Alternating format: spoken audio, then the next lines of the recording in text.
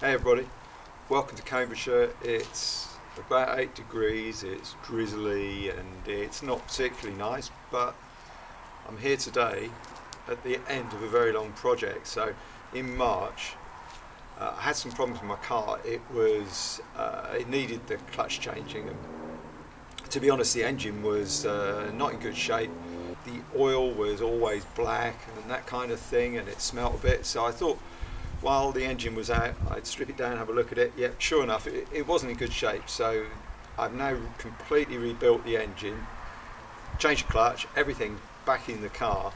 And today is a pretty special day because today's the first time it gets to turn over and maybe even start up. Now the car's been sat here on the drive because there's no room in the garage. I've been working on all the bits in the garage. The car's been sat on the drive here since March, so it's here under the cover. First thing I'm going to do is obviously uncover it, and then it needs filling with some oil and water. Once we get all that done, then maybe just give it a bit of a turn to circulate the oil and take it from there. So now I'm going to uncover the car and we get started.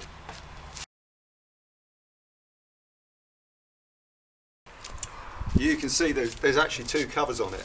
The reason there's two covers on it is because the outer cover is breathable, so the water can pass through it, but where the engine is, obviously I don't want the engine getting wet, so I've used a piece of black plastic here, this black plastic sheet, which just keeps the water off the engine, keeps the engine parts dry.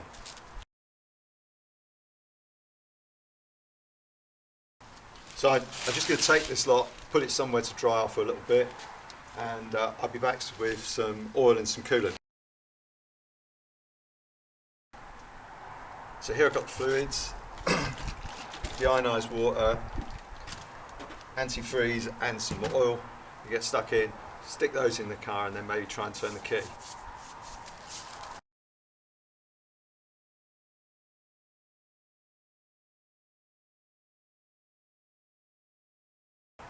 So I'm going to put about half the antifreeze in first, then top up with water. I've left the heater pipes off at the moment, so the cooling system can vent. So as the coolant comes up through the system, it's got somewhere to escape from. As soon as the water comes out there, I'll hook up the heater.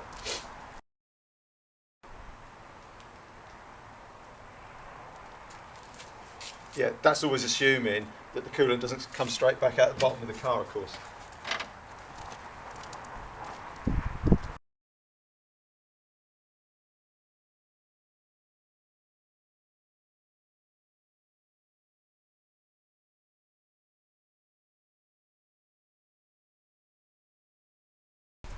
So first schoolboy error of the day, completely forgot to put the return line on from the radiator up to the header tank, and so hopefully that's going to be my leak. Nothing else running out underneath so far, so that's good news, and we'll push ahead. I'll get the coolant fully filled up, get the heater hitched up, and then start on filling with engine oil.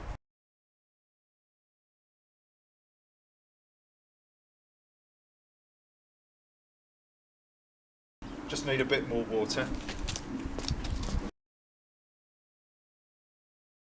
Okay, so now the water's coming out the heater pipe to get the heater hooked up.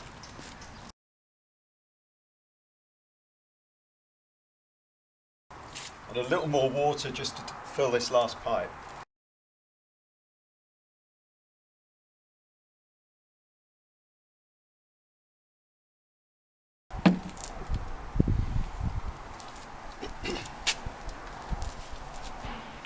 Now for oil.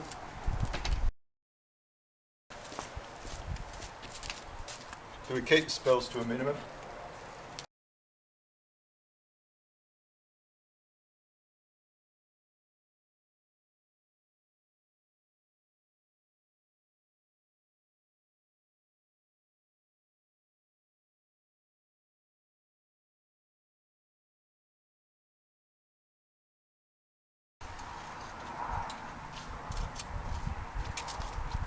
Just going to give that a second to run through. I've just pulled the cover off. I disconnected the fuel pump. I don't want any fuel flooding into the cylinders when I do this first start, and if I have the fuel pump connected, it's going to pump fuel through and pump pump that into the engine. So for the moment the fuel pump's disconnected, the ignition's disconnected. That first turn is just going to be to circulate some oil around the engine. Keys, I'm getting the keys. And hooking up the battery.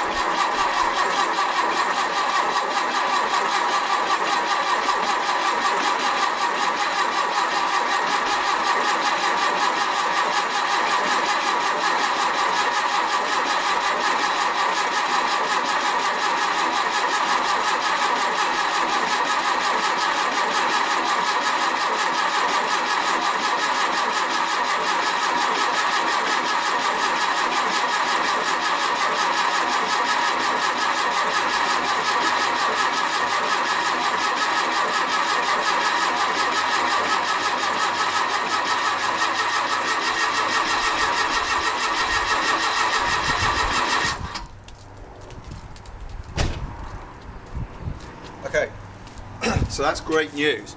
Just turning the engine over like that and the oil light's gone out, so it means it's got enough oil pressure now to turn the oil light out, so the oil's flowed through the bottom end of the engine, and it's actually up to pressure, so we're all fit to start now. Next move is just to hook up the fuel pump again and to hook up the ignition and take it from there.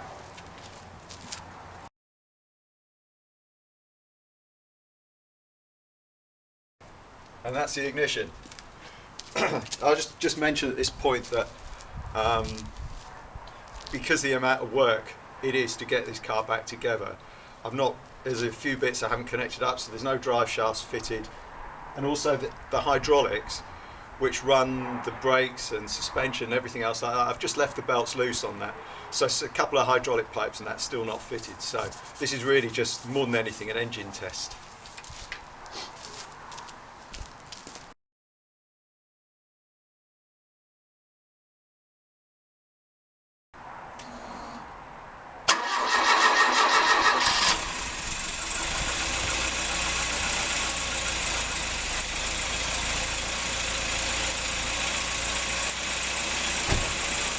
How about that?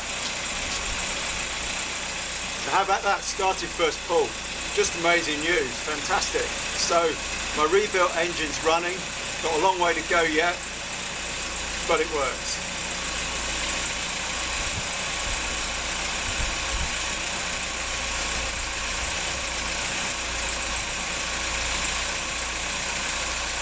So my next step is I'll leave it now to warm up. Once it's warmed up, I'll properly set the ignition with the timing light, and then I can fit drive shafts and maybe even take it for a drive. Okay, so I'm a few minutes in. Got a bit of a smoke situation here. I'm 90% sure it's just stuff that's on the exhaust manifold burning out off as it heats up, but I'm going to need to keep an eye on it. Quick update on that. Engine ran first time, as you saw. Fantastic news.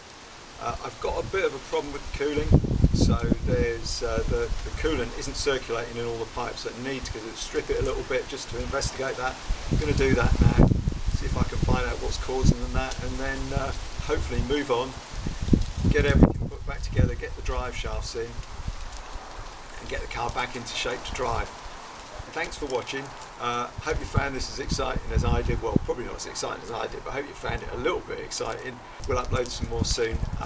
May even include a little bit about rebuilding the engine. I've got some good stills and things like that, and I'll do a little bit of a talk about that.